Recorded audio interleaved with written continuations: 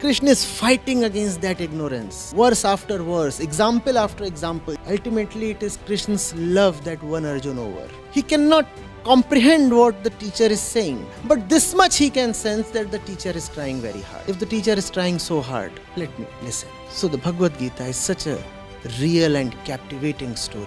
It is an epic inside an epic.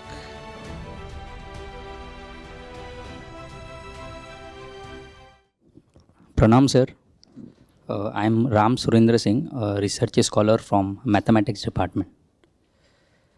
Sir, like now we all are here, like we all are dealing on like a physical matter here. But like if we see like periodic table, chemistry periodic table, so all the elements in there.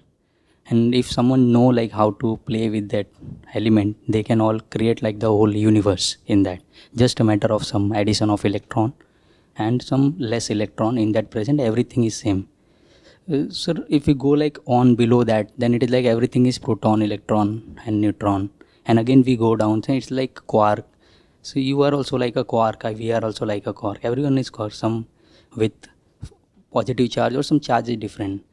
Then why, like if everything is same, then why we have like a hatred and jealousy and ego among ourselves only? And the position, authority, they are biased towards some kinds of people. So why it is like that? If everything is one, then why? Wonderful. See, there is somebody who is the quark, right? The quark itself is not the quark.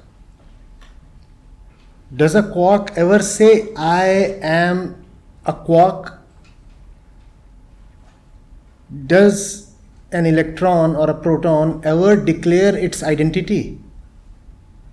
Ever heard protons, neutrons or electrons shouting, I am E, N or P? Or an electron saying, I want to progress in life by jumping to a higher orbital? S is not good enough, so D, P, F. Ever found an ambitious electron in life? No. That's where that particular one comes in who says, I am the electron. This I-ness is missing in the objective universe as you see it. This is a table. The table never says, I am a table. But then there is somebody like me or you, who says, I am the owner of the table.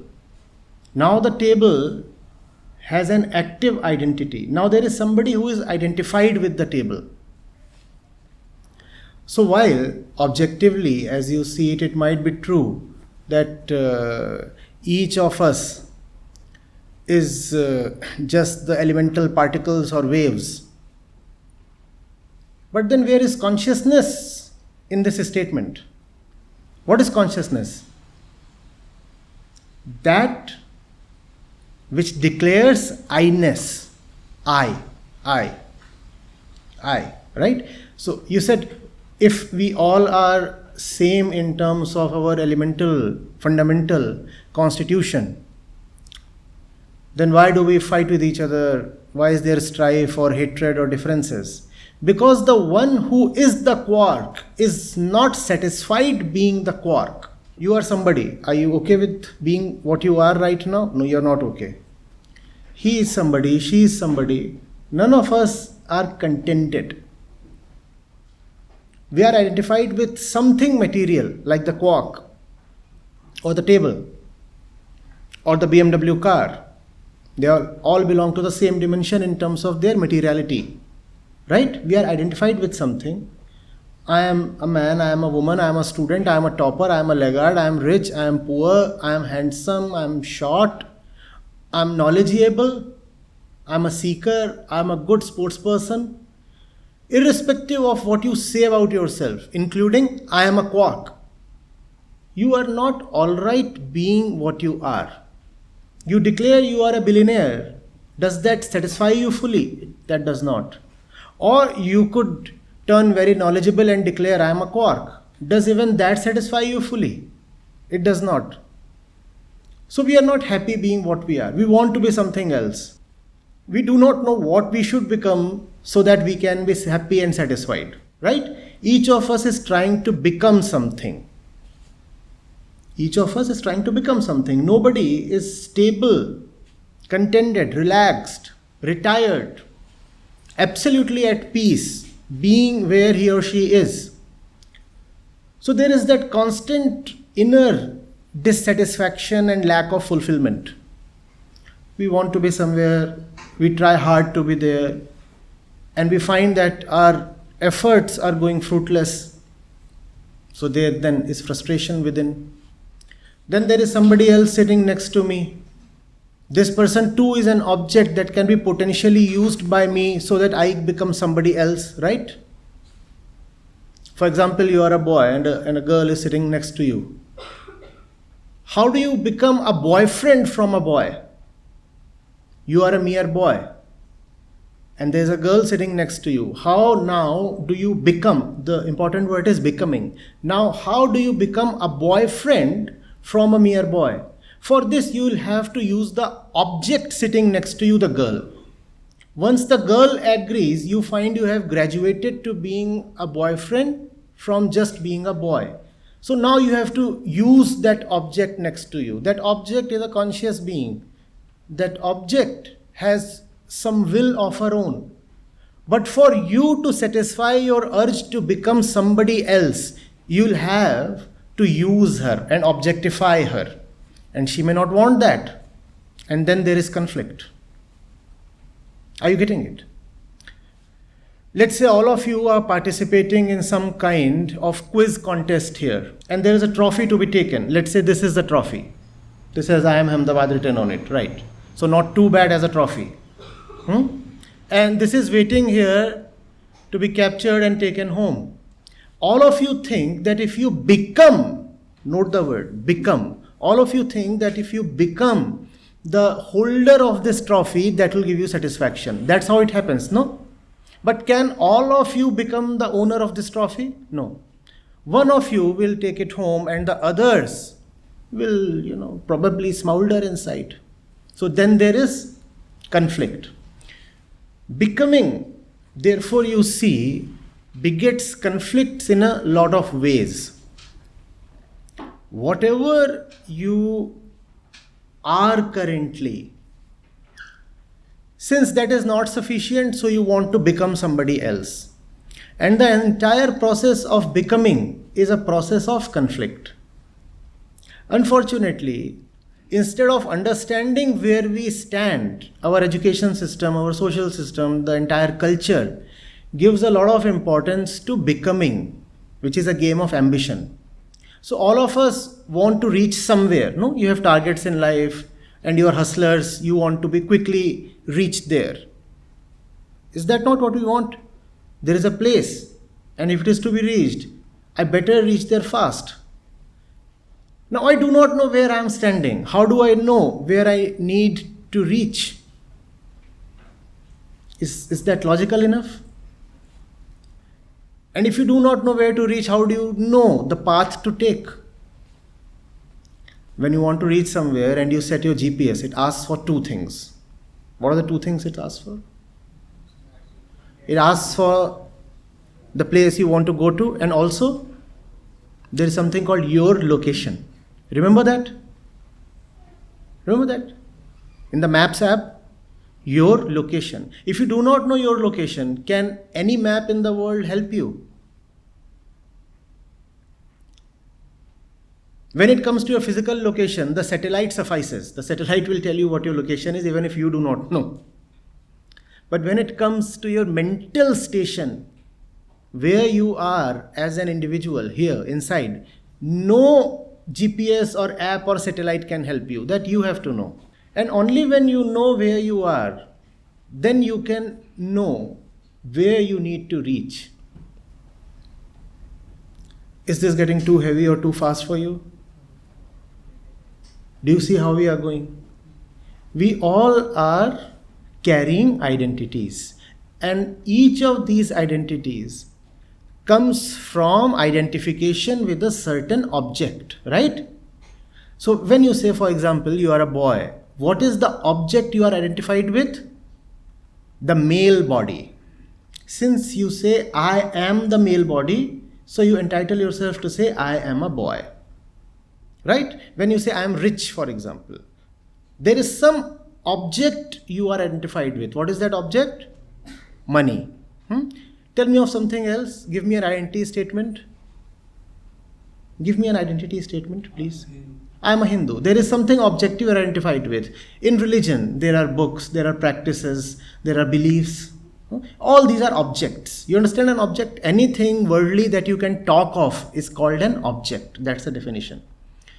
So any identity statement involves deep association with an object.